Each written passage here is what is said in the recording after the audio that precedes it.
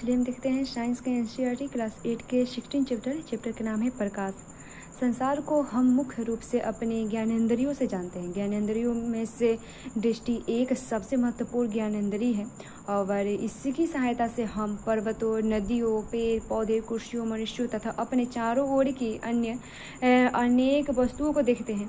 हम आकाश में बादल, इंद्रधनुष तथा उड़ते पक्षियों को भी देखते हैं। रात्रि में हम चंद्रमा तथा तारों को भी देखते हैं। दृष्टि द्वारा ही आप इस पृष्ठ पर छपे शब्दों का वाक्यों को देख सकते हैं। और क्या आप जानते हैं कि ये सब देखना कैसे संभव हो पाता है? वस्तुओं को दृश्य कौन बनाता है? देखते हैं क्या कभी आपने सोचा है कि हम विभिन्न वस्तुओं को कैसे देख पाते हैं? आप कह सकते हैं कि हम वस्तुओं को नेत्रों से देखते हैं, लेकिन क्या आप अंधेरे में किसी वस्तु को देख पाते हैं? इसका अर्थ यह है कि केवल नेत्रों द्वारा हम किसी वस्तु को नहीं देख पाते। किसी वस्तु को हम तभी देख पाते हैं जब उस वस्तु से आने वाले प्रकाश हमारे नेत्रों में प्रवेश करते हैं। यह प्रकाश वस्तुओं द्वारा उत्सर्जित अथवा उनसे परिवर्तित हुआ हो सकता है। आपने क्लास 7 में सीखा था कि कोई पॉलिश किया हुआ या चमकदार पृष्ठ दर्पण की भांति कार्य कर सकता है। दर्पण अपने ऊपर पड़ने वाले प्रकाश की दिशा को परिवर्तित कर देता है। क्या आप बता सकते हैं कि किसी पृष्ठ पर पड़ने वाला प्रकाश किस दिशा में परिवर्तित होगा? आइए ज्ञात करें परिवर्तन के नियम। देखते हैं क्रियाकलाप से। देखिए, किसी मेज या ड्राइंग बोर्ड पर सफ़ेद कागज की एक शीट लगाइए और एक कंघा लीजिए और इसके बीच के एक दांत को तो छोड़कर सभी खुले स्थानों को बंद कर दीजिए। और इस कार्य के लिए आप काले कागज की एक पट्टी प्रयोग कर सकते हैं और कंधे को कागज की शीट से लंबवत पकड़िए और एक टॉर्च की सहायता से कंघे के खुले स्थान पर एक ओर से प्रकाश डालिए। आप टॉर्च पर कंघे के थोड़े से समायोजन के पश्चात आप कंघे के दूसरे ओर कागज की शीट के अनुदिश प्रकाश की एक किरण देखें और कंघी तथा टॉर्च को इस स्थिति में रखिए कि प्रकाश किरण के गमन पथ के सामने समतल दर्पण की एक पट्टी रखिए। और क्या आप देखते हैं इसमें दर्पण से टकराने के पश्चात प्रकाश किरण दूसरी दिशा में परिवर्तित हो जाती है और किसी पृष्ठ पर पड़ने वाली प्रकाश किरण को अपरिवर्तित किरण कहते हैं। पृष्ठ से परिवर्तन के पश्चात वापस आने वाली प्रकाश किरण को परिवर्तित किरण कहते हैं। प्रकाश किरण का अस्तित्व का एक आदर्शीकरण है। वास्तव में हमें प्रकाश का एक संकीर्ण किरण पुंज प्राप्त होता है जो अनेक किरणों से मिलकर बना होता है। और सरलता के लिए हम प्रकाश के संकीर्ण किरण पुंज के लिए किरण शब्द का प्रयोग करते हैं। अपने मित्रों की सहायता से कागज पर समतल दर्पण की स्थिति तथा अपवर्तित एवं परावर्तित किरणों को दर्शाने वाली रेखा खींचिए और दर्पण तथा कंघी को हटाइए और दर्पण को निरूपित करने वाली रेखा के जिस बिंदु पर अपवर्तित किरण दर्पण से टकराती है उस पर दर्पण से का कोण बनते हुए एक रेखा खींचिए और यह रेखा परिवर्तन पृष्ठ के उस बिंदु पर अभिलंब कहलाती है। जैसे चित्र में यहाँ दर्शाया गया। और अपवर्तित किरण तथा अभिलंब के बीच के कोण को आपतन कोण कहते हैं। परिवर्तित किरण तथा अभिलंब के बीच के कोण को परिवर्तन कोण कहते हैं। और आपतन कोण तथा परिवर्तन कोण को मापिए और इस क्रियाकलाप को आपतन कोण परिवर्तन करके कई बार दोहराइए। परीक्षणों की सारणी 16.1 में लिखिए। क्या आप आपतन कोण तथा परिवर्तन कोण के बीच कोई संबंध देखते हैं? क्या ये दोनों लगभग बराबर है? यदि यह क्रियाकलाप सावधानी पूर्वक किया जाए तो यह देखा जा सकता है कि आपतन कोण सदैव परिवर्तन कोण के बराबर होता है। इसे परिवर्तन का नियम कहते हैं। आइए परिवर्तन से संबंधित एक और क्रियाकलाप देखिए। बूझो कहता है यदि मैं दर्पण पर प्रकाश लंबवत के अनुदिश डालूं तो क्या होगा?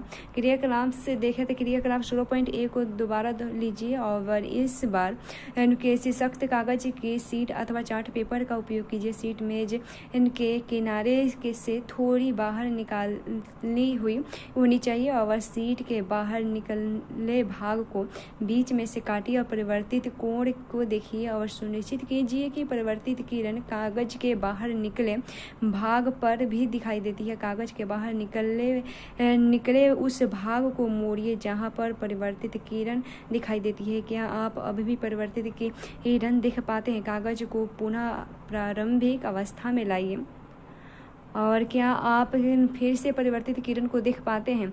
इससे आप क्या निष्कर्ष निकाल सकते हैं? जब मेज पर कागज की पूरी सीट फैलती है तो यह एक तल को निरूपित करती है। आपतित किरण, आपतन बिंदु पर अभिलंब तथा परिवर्तित किरण, ये सभी इस तल में होते हैं। जब आप कागज को मोड़ लेते हैं तो आप एक नया तल बना देते हैं जो उस तल से भिन्न होता है जिससे आपतित किरण तथा अभिलंब स्थित है। तब आप परिवर्तित किरण नहीं देख पाते हैं और यह क्या है निर्देशित करता है, और यह क्या निर्देशित करता है? यह दर्शाता है कि आपतित किरण, आपतन बिंदु पर निलंब तथा परिवर्तित किरण, ये सभी एक तल से होते हैं। यह परिवर्तन का एक अन्य नियम है। पहली तथा बूझों ने उपयुक्त क्रियाकलापों टॉर्च के स्थान पर सूर्य की प्रकाश स्रोत के रूप में उपयोग किया और कक्ष के बाहर किया, और आप भी प्रकाश स्रोत के रूप में सूर्य का उपयोग कर सकते हैं। इन क्रियाकलापों को किरण वर्ण रेखा उपकरण का उपयोग करके भी किया जा सकता है। यह उपकरण राष्ट्रीय शैक्षणिक अनुसंधान और प्रशिक्षण परिषद द्वारा निर्मित किट में उपलब्ध है। बूझो को याद आया कि उसने क्लास 7 में समतल दर्पण द्वारा बने किसी वस्तु के प्रतिबिंब के कुछ लक्षणों का अध्ययन किया था।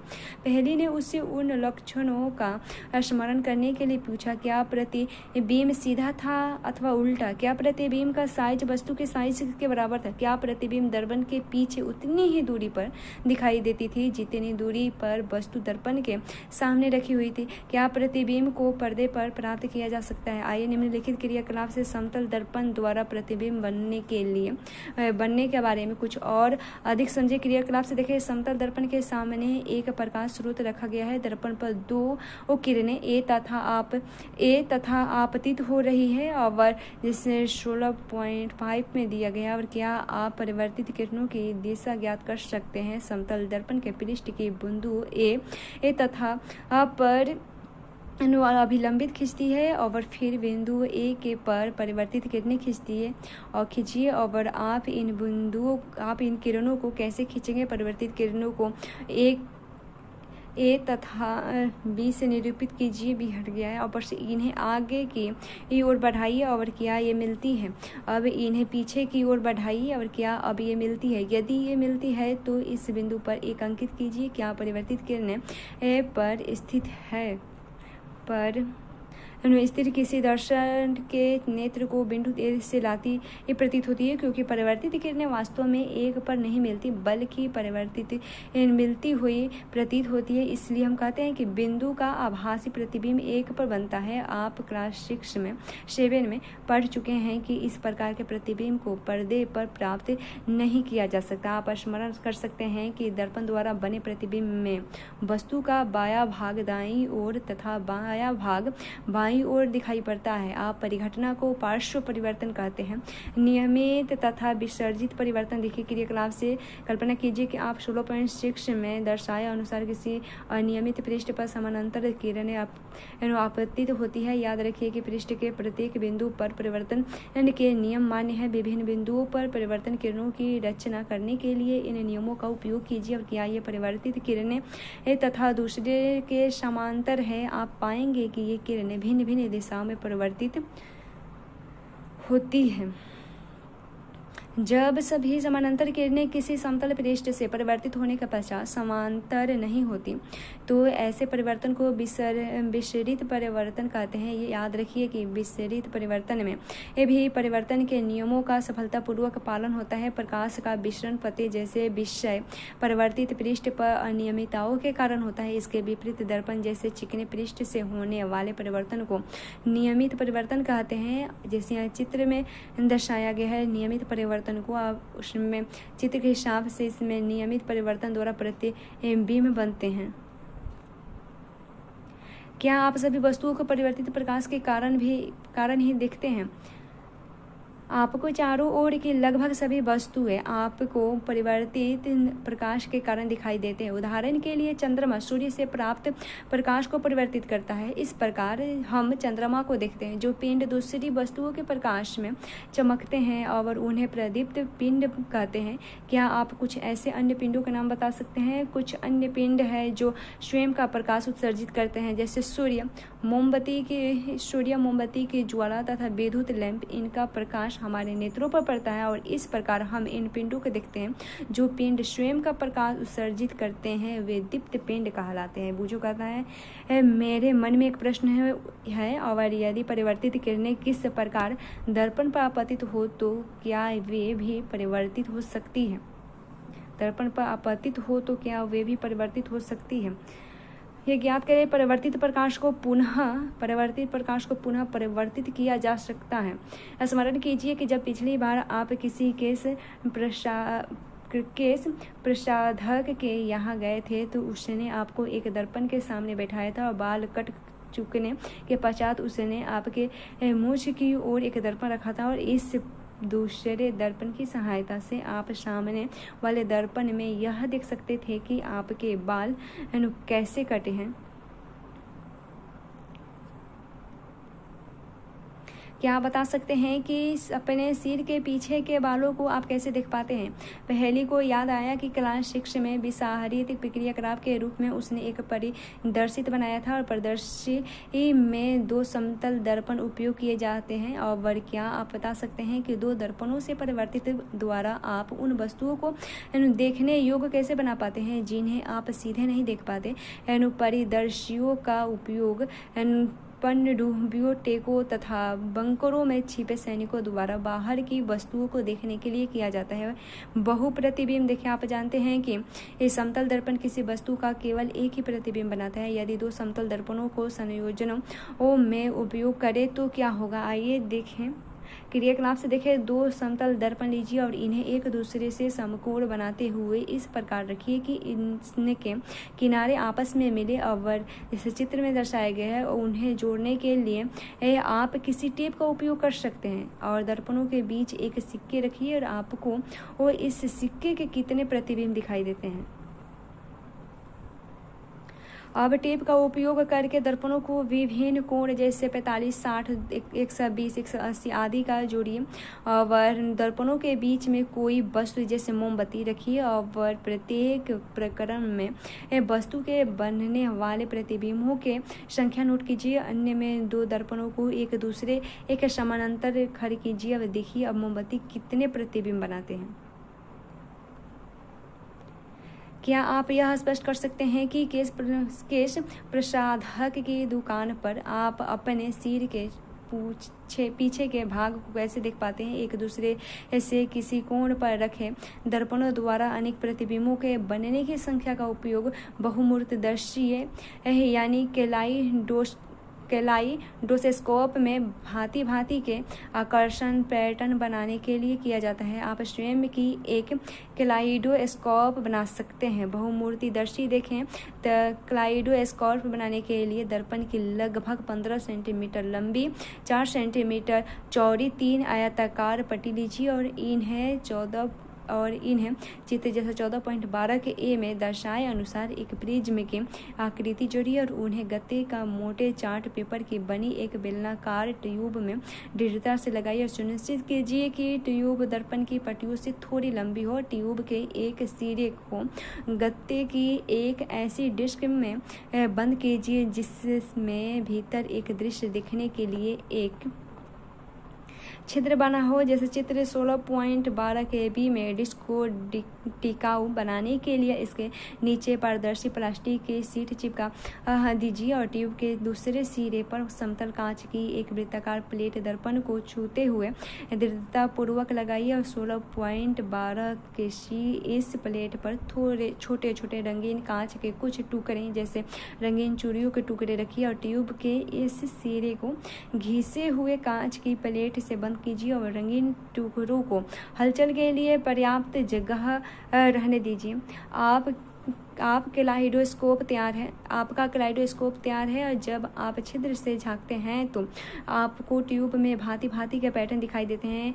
क्लाइडोस्कोप की एक रोचक विशेषता यह है कि आप कभी भी यह पैटर्न दोबारा नहीं देख पाएंगे। दीवारों वाले कागजों तथा वस्त्रों के डिजाइन बनने वाले तथा कलाकार क्लाइडोस्कोप का उपयोग नए नए पैटर्न की कल्पना करने के लिए करते हैं।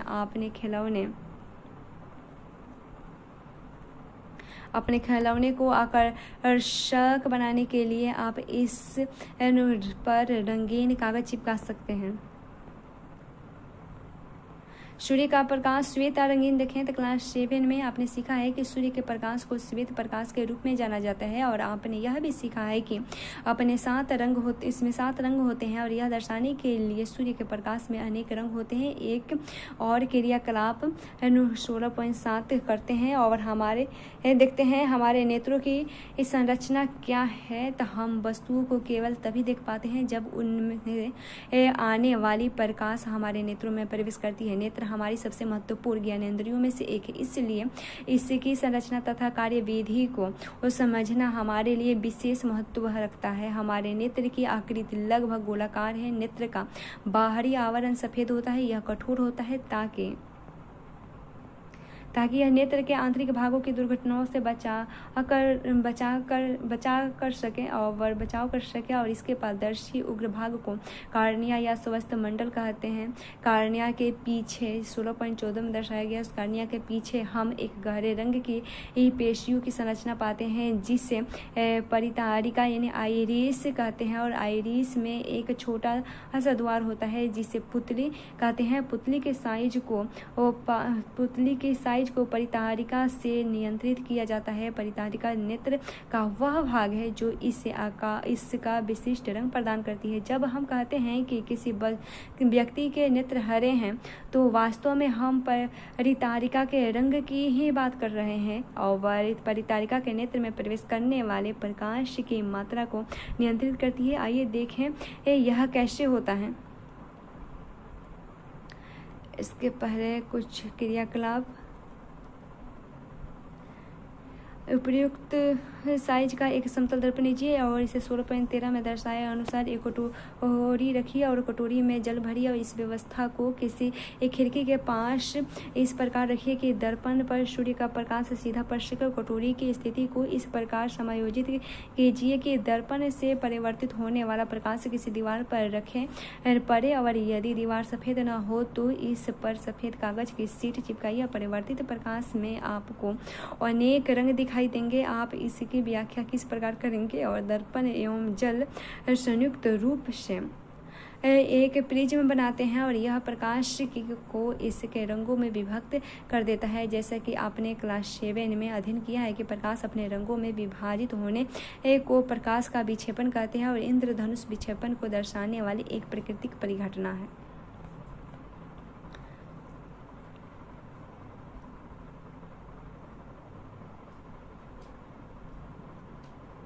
प्रकाशीय तंत्रिका, रेटिना, कार्निया, लेंस, परितारिका और पक्षमाभ पेशी। मानव नेत्र में क्रियाकलाप देखें। अपने मित्र की आंख देखिए और पुतली के साइज का अवलोकन कीजिए और एक टर्च से उसकी आंख पर प्रकाश डालिए और अब पुतली का अवलोकन कीजिए और सफ़ेद टॉर्च को बंद कीजिए तथा उसकी पुतली का एक बार पुनः अवलोकन कीजिए। क्या आप पुतली के साइज में कोई परिवर्तन देख पाते हैं? किस स्थिति में पुतली बड़ी हुई थी? क्या आप बता सकते हैं कि ऐसे क्यों होता है? किस स्थिति में आपको आँख में अधिक प्रकाश भेजने की आवश्यकता है, मंद प्रकाश में या तीव्र प्रकाश में? पुतली के पीछे एक लेंस है जो केंद्र पर मोटा है या किस प्रकार का लेंस केंद्र पर मोटा होता है? स्मरण करिए क्लास 7 में लेंस के बारे में क्या पढ़ा है और लेंस प्रकाश को आँख के पीछे एक परत पर फोकसिस करता है। इस परत को रेटिना यानी पृष्ठ पटल कहते हैं जिस 16.14 में है और रेटिना अनेक तंत्रिका कोशिकाओं का बना होता है। तंत्रिका कोशिकाओं द्वारा अनुभव की गई संवेदनाओं को दृक् तंत्रिकाओं द्वारा मस्तिष्क तक पहुंचा दिया जाता है। तंत्रिका कोशिकाओं दो प्रकार की होती है। पहला शंकु जो तीव्र प्रकाश के लिए संग्राही होते हैं तथा दूसरा अनुशलाकाएं जो मंद प्रकाश के लिए संग्राहित होती है। इसके अतिरिक्त शंकु रंगों यानी वर्णों की सूचना भी भेजते हैं। और दीर्घ तंत्रिकाओं का रेटिना की संधि पर कोई तंत्रिका कोशिका नहीं होती। इस बिंदु को अंध बिंदु कहते हैं और इसके अस्तित्व को निम्न प्रकाश प्रदर्शित किया जा सकता है। जैसे किसी कागज की शीट पर एक गिल चिन्ह का एक क्रम बनाइए और गोल चिन्ह क्रास्ट के दाईं ओर होना चाहिए और दोनों, जैसे चित्र 16.15 में दर्शाया गया है, और दोनों चिन्हों के बीच 6 से 8 सेंटीमीटर की दूरी होनी चाहिए। कागज की शीट को नेत्र से भुजा की दूरी पर पकड़िए और अपने बाएं नेत्र को बंद कीजिए और क्रॉस को कुछ देर तक लगातार देखिए और अपने नेत्रों को क्रॉस का स्थिर रखते हुए शीट को धीरे धीरे अपनी ओर लगाए और आप क्या देखते हैं, क्या गोल चिन्ह सीट के ऊपरी दूरी तक आने का अदृश्य हो जाता है। अब अपना दायां नेत्र बंद कीजिए और अब गोल चिन्ह पर देखते हुए उपयुक्त क्रियाकलापों को दोहराइए। क्या इस बार क्रॉस अदृश्य हो जाता है। क्रॉस अथवा गोल चिन्ह का अदृश्य होना यह दर्शाता है कि रेटिना पर कोई ऐसा बिंदु है जो प्रकाश गिरने पर उसकी सूचना मस्तिष्क तक नहीं पहुंचता है। रेटिना पर बने प्रतिबिंब का प्रभाव वस्तु को हटा देने पर तुरंत ही समाप्त नहीं होता। यह लगभग 1/16 सेकेंड तक बना रहता है और इसलिए यदि नेत्र पर प्रति सेकेंड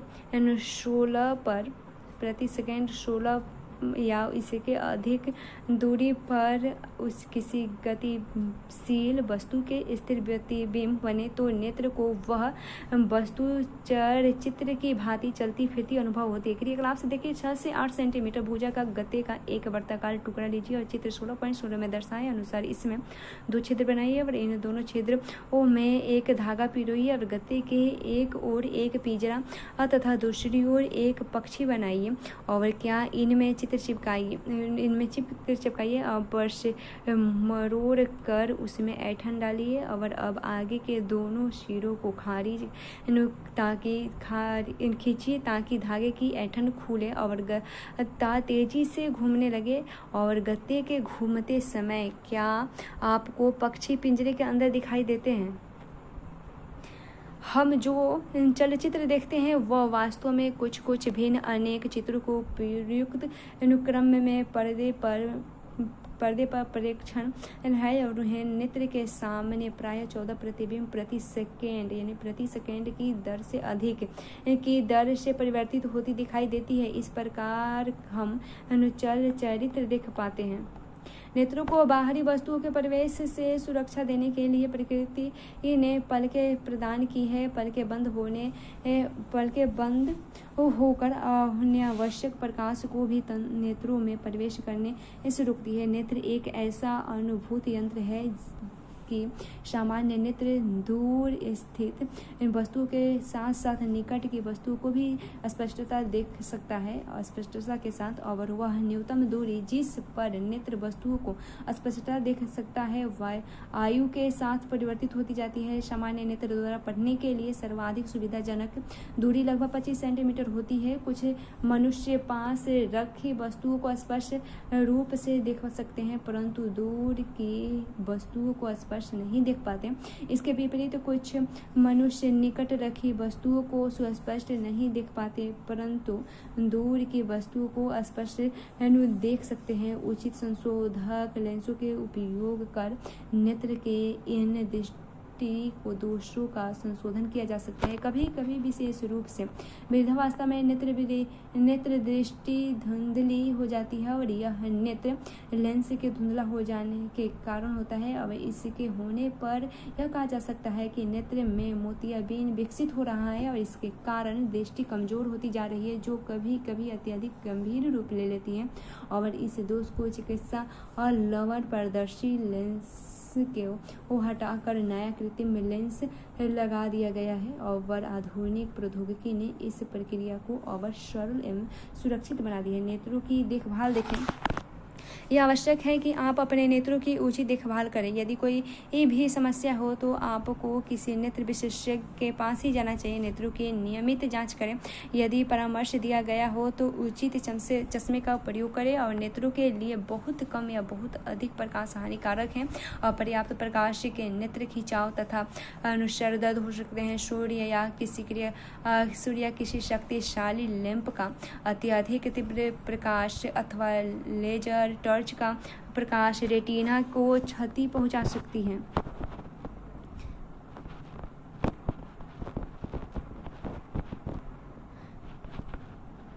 क्या आप जानते हैं जंतुओं के नेत्र विभिन्न आकृतियों के होते हैं और केकड़े के नेत्र बहुत छोटे होते हैं, परंतु इसके द्वारा केकड़े चारों ओर देख सकता है। इसलिए यदि शत्रु पीछे भी है तो उसकी ओर आता है और तब भी उसे पता लग जाता है कि तितली के बड़े नेत्र होते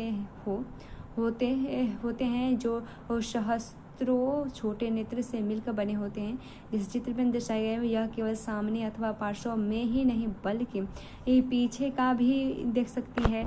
उल्लू रात के भली भांति देख सकता है परंतु दिन में नहीं देख सकता। इसके विपरीत दिन के प्रकाश में सक्रिय पक्षी चील गरुड़ दिन में अच्छी प्रकार के देख सकते हैं लेकिन रात में ठीक से नहीं देख पाते। और उल्लू के नेत्र में 12 कार्निया तथा बड़ी पुतली होती है ताकि नेत्र में अधिक प्रकाश प्रवेश कर सके और इसके साथ साथ इसके रेटिना में बड़ी संख्या में शलाएं होती है तथा केवल कुछ ही शंकु होते हैं। आपके विपरीत दिन के पक्षियों के नेत्र में शंकु अधिक तथा शलाकाएं कम होती हैं।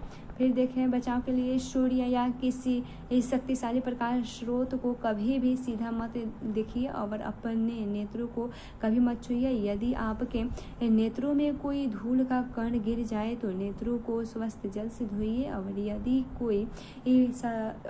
कोई सुधार न हो तो डॉक्टर के पास जाइए। अपने नेत्रों को बराबर स्वस्थ जल से धोइए और पठन सामग्री को सदैव दृष्टि के सामान्य दूरी पर रख कर पढ़िए और अपनी पुस्तक को नेत्रों के बहुत समीप लाकर अथवा उससे नेत्रों से बहुत दूर ले जाकर मत पढ़िए। और जैसे क्लास 6 में आपने संतुलित आहार के बारे में सीखा था। यदि भोजन में किसी आवश्यक का अवयव का अभाव है तो इससे नेत्रों की भी क्षति हो सकती है। भोजन में विटामिन ए का प्रभाव नेत्रों के अनेक रोगों के लिए उत्तरदायी होती है और इसके सबसे अधिक सामान्य रोग रतौंधी है। और इसलिए हमें अपने आहार में विटामिन ए युक्त को सम्मिलित करना चाहिए और कच्ची गाजर, फूल गोभी तथा हरी सब्जियां जैसे पालक तथा कॉड लीवर तेल से विटामिन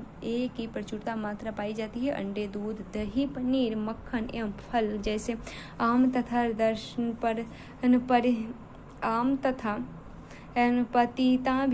पपीता भी विटामिन ए से भरपूर होते हैं। और उसके बाद देखें चाक्षुष विकृति वाले व्यक्ति पढ़ लिख सकते हैं।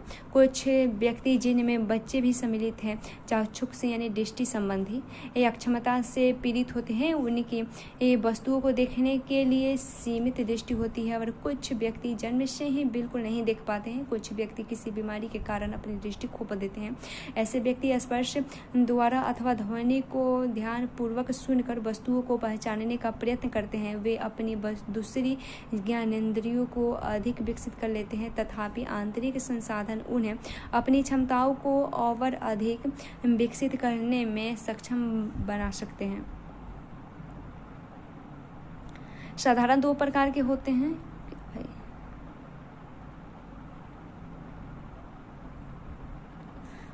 साधारण 2 प्रकार तो होते हैं अप्रकाशित तथा प्रकाशित साधन।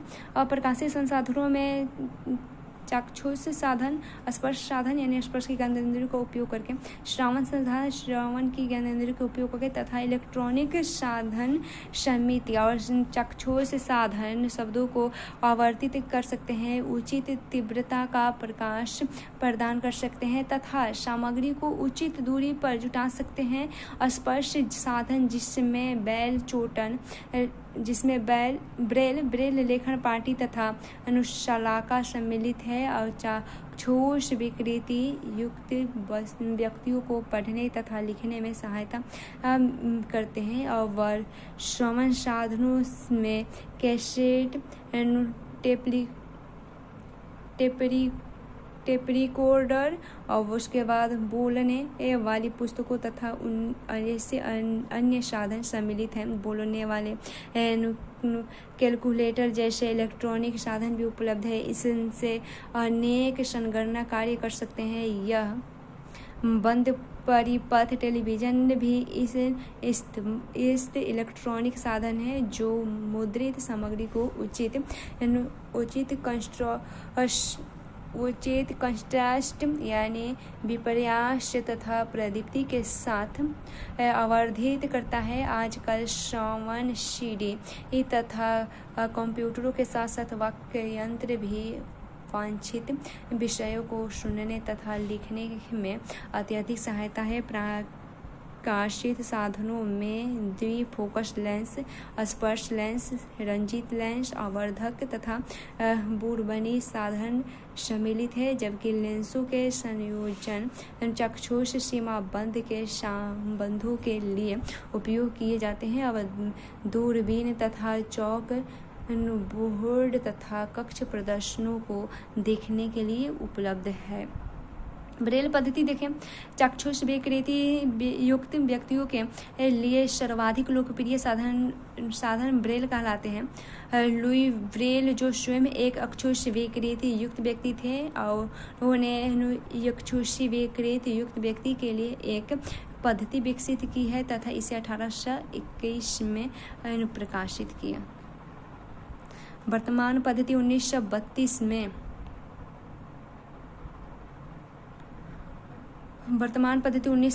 अपनाई गई और सामान्य भाषाओं, गणित तथा वैज्ञानिक विचारों के साथ ब्रेल कोड है और ब्रेल पद्धति का उपयोग करके अनेक भारतीय भाषाओं को पढ़ा जा सकता है।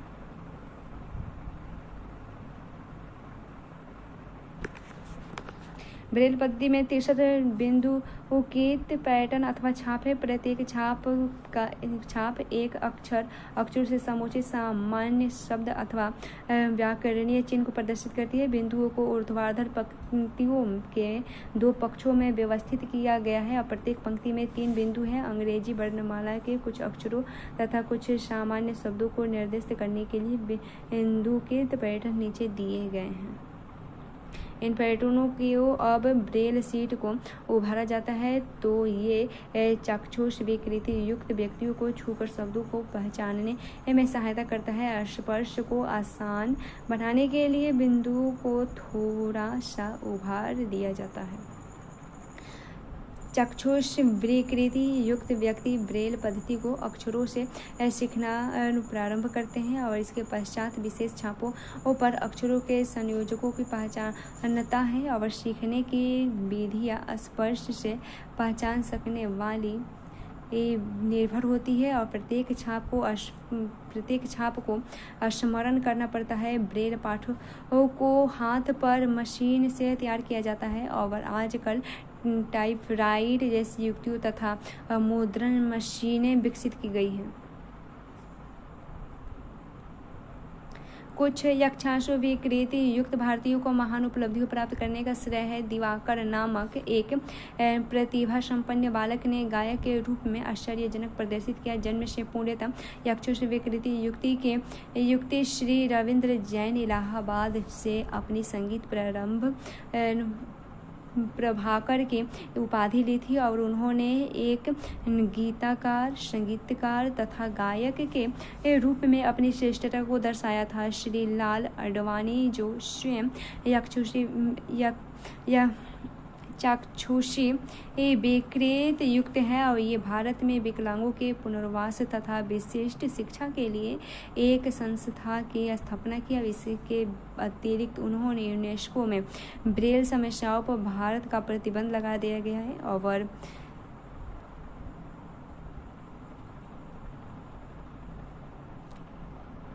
इसके अतिरिक्त उन्होंने यूनेस्को में ब्रेल समस्याओं पर भारत का प्रतिनिधित्व किया है। अमेरिका की एक लेखिका एवं प्राध्यापिका हेलन ए केलर संभवतः सर्वविदित तथा प्रेरक अनुचाक्षुष विकृति युक्त महिला है और 18 महीने की आयु में उन्होंने दृष्टि खो दी थी, लेकिन उनके संकल्प तथा साहस के कारण वह एक विश्वविद्यालय में स्नातक की उपाधि ग्रहण कर सकी और स्टोरी ऑफ माई लाइफ 1903 सहित उन्होंने अनेक पुस्तकें लिखी। तो पूर्ण शब्द हैं आपतन कोण, परिवर्तन कोण, अंध बिंदु, ब्रेल शंकु, स्वस्थ मंडल, कर्णिया और विपरीत अनियमित परिवर्तन, विक्षेपण, अपतित किरण और परिवर्तित का आइरिश और बहुमूर्ति दिशा, कैलेडाइडोस्कोप और पार्श्व परिवर्तित परिवर्तन के नियम और पुतली, परिवर्तित किरण परिवर्तन, नियमित परिवर्तन, दृष्टि पटल और उसके बाद सिलाई।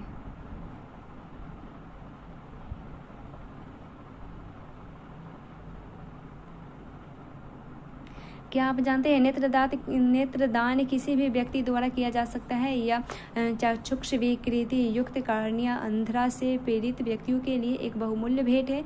नेत्रदान करने वाला व्यक्ति किसी भी लिंग का हो सकता है, स्त्री या पुरुष, किसी भी आयु का हो सकता है, किसी भी सामाजिक स्तर का हो सकता है, चश्मा पहनने वाले हो सकते हैं, किसी भी सामान्य बीमारी से पीड़ित हो सकते हैं, लेकिन एड्स, हेपेटाइटिस या जल भीति, ल्यूकीमिया, धनुस्तंभ, हैजा, मस्तिष्क